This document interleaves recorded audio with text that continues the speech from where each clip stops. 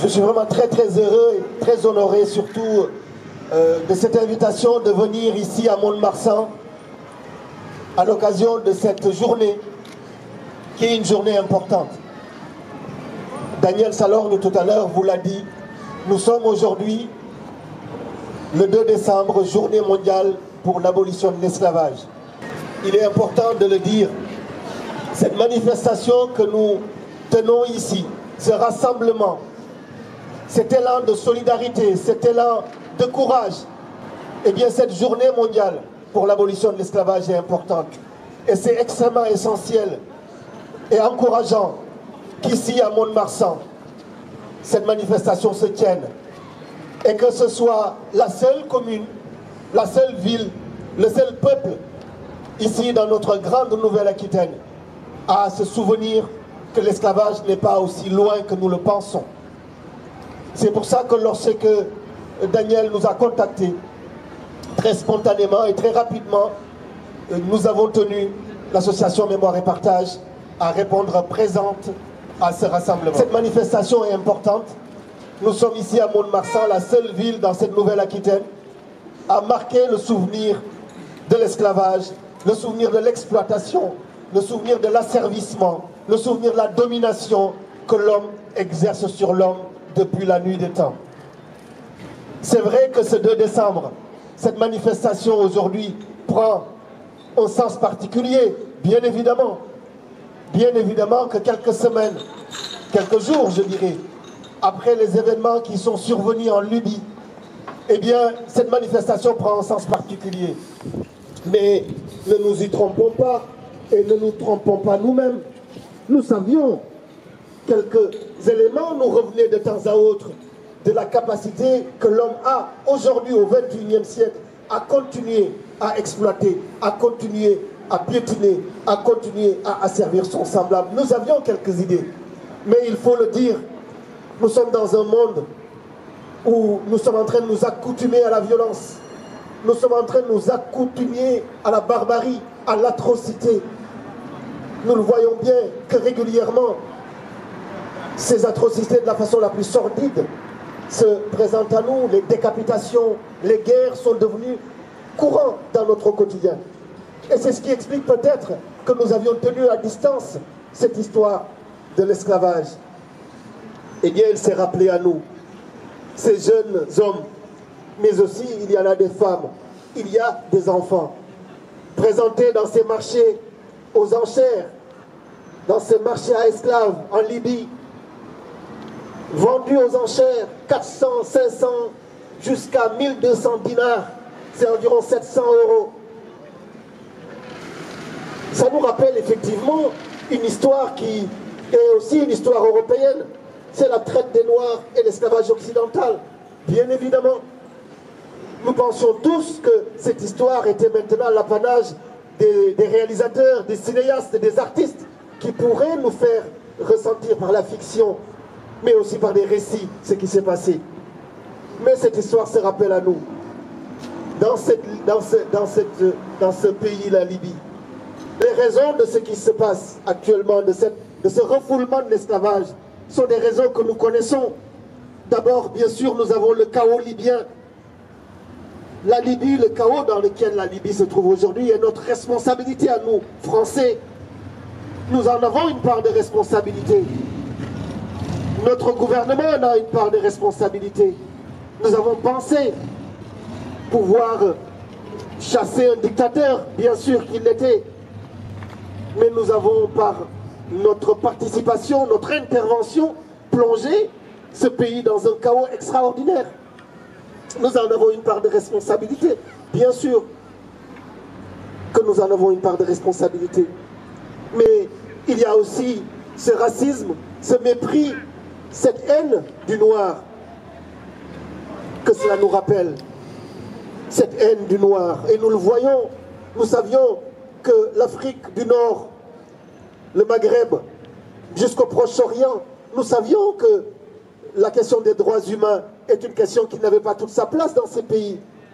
Nous savions très peu, et il faut le dire aujourd'hui ici même, que la traite et l'esclavage des Noirs n'a pas été que l'apanage des Occidentaux, que des Européens.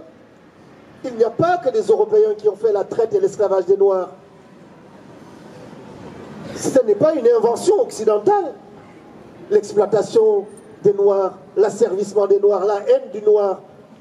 Nous ne savions très peu d'entre nous que pendant 14 siècles, les Arabes et les pays sous influence arabe, c'est-à-dire le Maghreb, ont fondu aussi sur l'Afrique pendant 14 siècles. Nous savions, quelques-uns d'entre nous, que les routes transsahariennes par lesquelles ces enfants sont passés, mais que ces routes-là sont les mêmes qu'ont emprunté leurs ancêtres pendant 14 siècles. Pendant 14 siècles, plus de 10 millions de Noirs africains, plus de 10 millions de corps noirs volés, pillés, malléables, cédables, cessibles. Pendant 14 siècles, on les a fait traverser le Sahara dans des conditions inhumaines pour les amener travailler au Maroc, en Tunisie, en Algérie, en Égypte, jusqu'à les faire traverser la Méditerranée et à les amener en Europe. Les premiers négro-africains qui rentrent en Occident, en Europe, ce sont les Arabes qui les font rentrer. Le plus connu d'entre eux, c'est Alexandre Pouchkine, le fondateur de la littérature moderne russe. Il descend d'un petit négrillon que les Turcs ont offert au tsar Pierre le Grand. La traite et l'esclavage oriental a été importante. Nous ne le disons pas assez. Et là, ça se rappelle à nous. Pourquoi? Comment pendant 14 siècles on peut avoir dominé un peuple, asservi? Nous sommes ici en Europe, nous sommes pas loin de Bordeaux, nous sommes dans une région qui a profité de la traite et de l'esclavage, ça nous le savons. Mais nous savons moins ce qui s'est passé pendant les 14 siècles de traite et d'esclavage que les Arabes ont mené. 10 millions d'Africains déportés dans des conditions terribles et inhumaines et qui ont travaillé, dont la descendance existe aujourd'hui dans ces pays. Et cette histoire de l'esclavage, ce ressurgissement de l'esclavage dans ces pays, dans ce pays, la Libye, mais ça nous rappelle ce qui se passe au Maroc. Au Maroc, beaucoup de ces jeunes migrants, Daniel en a parlé, sont retenus dans des centres de rétention financés par qui? Par notre argent, par notre impôt. Des centres de rétention payés par l'Union européenne pour les tenir aux frontières de l'Europe. Nous savons qu'il y a aussi dans ces pays un racisme extrêmement important.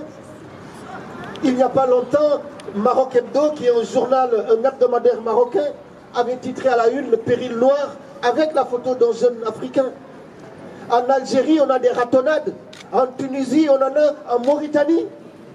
En Mauritanie, il y a un esclavage extrêmement important aujourd'hui qui frappe donc des Africains. Qu'est-ce qui explique que la haine du noir soit encore aussi présente dans nos imaginaires et dans notre réalité? Nous parlons de ces pays, mais on peut parler de ce qui se passe aux États-Unis, où régulièrement des jeunes noirs sont tués par la police américaine. On peut parler de ce qui se passe en Europe aussi, de ce qui se passe en France, où on a des bavures, ce qu'on appelle des bavures policières extrêmement importantes. Donc cette histoire de l'esclavage, elle se rappelle à nous pour nous dire qu'il y a un devoir de vigilance qui est essentiel. Ce devoir de vigilance, il ne peut se faire que si nous avons un devoir de mémoire et un travail de mémoire sur notre histoire. Cette histoire de l'esclavage n'est pas que l'histoire des Africains et des Noirs. Si nous laissons piétiner les Noirs, si nous laissons piétiner ces jeunes Africains, qui sait que nous laissons piétiner? Nous nous laissons piétiner nous-mêmes. C'est cette vigilance qu'il faut avoir et qui est essentielle. Et que nous sommes ici en train de faire à Mont-de-Marsan. Et c'est essentiel de le dire, c'est essentiel de le proclamer ici. Bien sûr, une des raisons aussi de ce mépris du noir, une des raisons de cette haine du noir, c'est l'irresponsabilité des États africains qui ont acquis leur indépendance, mais qui sont incapables d'offrir à leur jeunesse une vie digne sur leur continent. Vous imaginez, cette jeunesse africaine, elle n'est pas une jeunesse migrante, c'est une jeunesse qui fuit. Ce n'est pas des migrants, ce n'est pas des gens qui font du tourisme. Ils fuient la misère, ils fuient l'exploitation, ils fuient la barbarie, ils fuient les dictatures. C'est cela qui les fait venir. Il ne faut jamais l'oublier. Ce sont des réfugiés avant tout c'est des gens qui se sauvent de quelque chose. Ce ne sont pas des migrants. On a tendance à les appeler migrants, mais il faut les appeler par le nom, le véritable nom éthique et de conscience, qui est que ce sont des réfugiés. Ils fuient quelque chose. Et ils fuient surtout leur gouvernement. Les gouvernements africains montrent par leur indifférence. On se rappelle, il n'y a pas très longtemps, qu'ils étaient tous Charlie. Il n'y a pas très longtemps, nos chefs d'État africains sont venus défiler lorsque on a eu ces attentats contre Charlie qui ont été terribles. Oui, il fallait venir défiler, nous avons défilé, mais nous aurions espéré que lorsque ces corps de jeunes noirs ont été vendus aux enchères, sont piétinés, qu'ils soient les premiers à se dresser, à demander qu'on respecte ces corps noirs, à demander qu'on respecte cette jeunesse noire, à demander qu'on respecte cette humanité. Ils ne sont pas là, ils sont absents. Et c'est ça qui explique que cette jeunesse part. Donc vous voyez, mes amis, cette histoire de l'esclavage, cette affaire de l'esclavage n'est pas une histoire du passé. Nous aurions tort de penser que c'est une histoire du passé. C'est une histoire du présent. Et il nous faut faire attention à ce que ça ne devienne pas une histoire du futur. C'est une histoire du présent, cette histoire de l'esclavage. Elle n'a pas fini. Parce que son instrument le plus essentiel, c'est ce système capitaliste de domination. C'est ça son instrument le plus essentiel. Et il est toujours là. Ce besoin de faire du profit à tout prix, en violant les droits humains les plus essentiels, les plus élémentaires. C'est ça le risque que nous courons. Nous avons cet esclavage qui a ses sources anciennes, mais on a les formes d'exploitation contemporaines qui sont là, qui sont très importantes. L'exploitation des femmes, on a régulièrement dans nos villes des jeunes femmes qui sont alignées dans les avenues, qui sont victimes de circuits de traite, de trafic de femmes et d'esclavage, régulièrement. Nous avons la situation et la condition d'un certain nombre d'enfants dans le monde qui n'est pas loin de l'esclavage.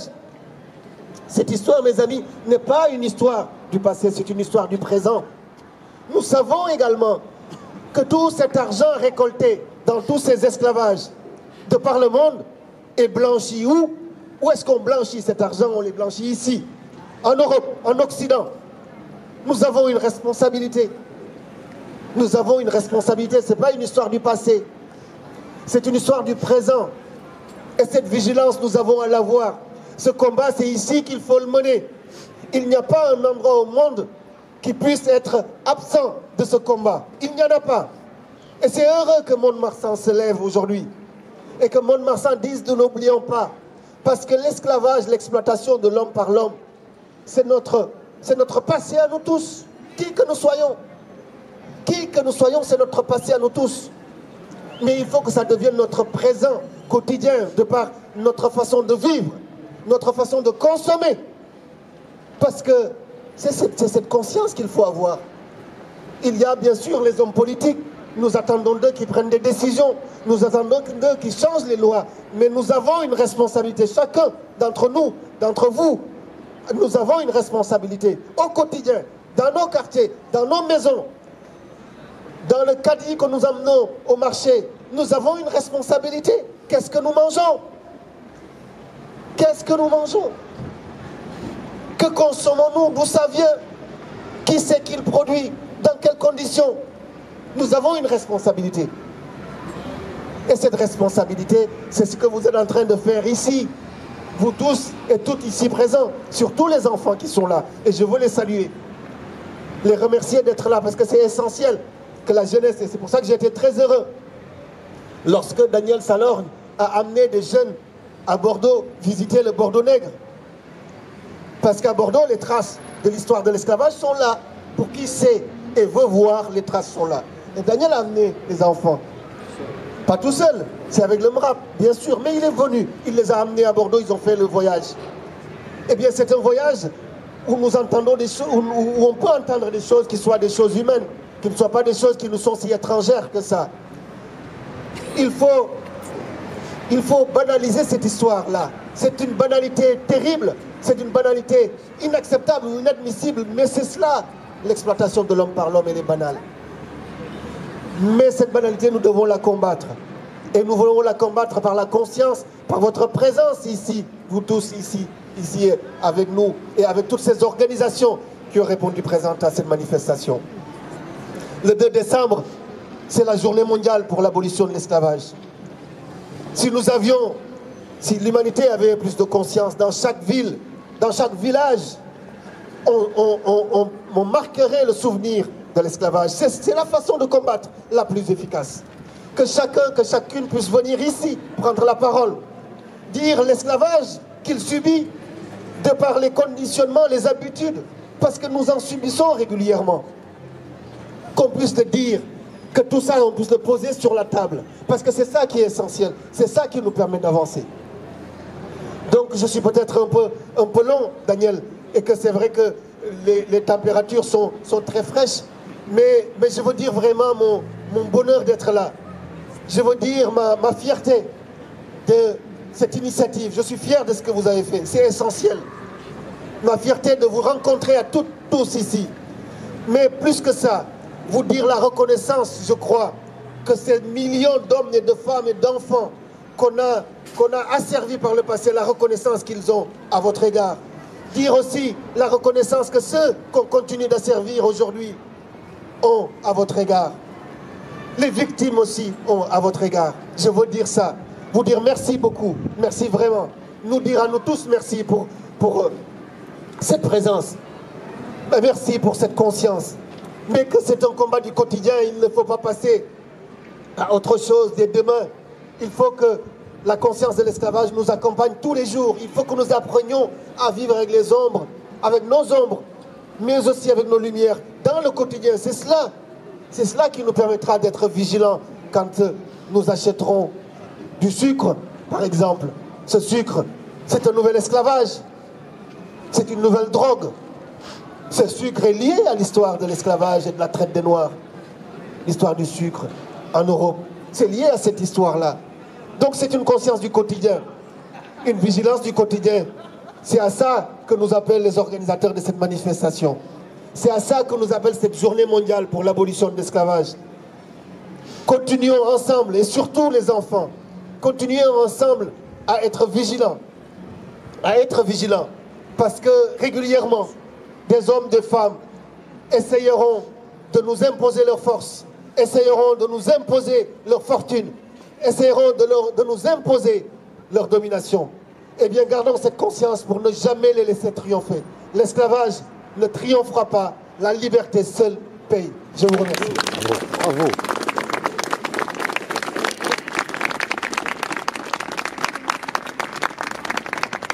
Merci Carfa. Je crois que les arguments repris sont unanimement partagés par vous.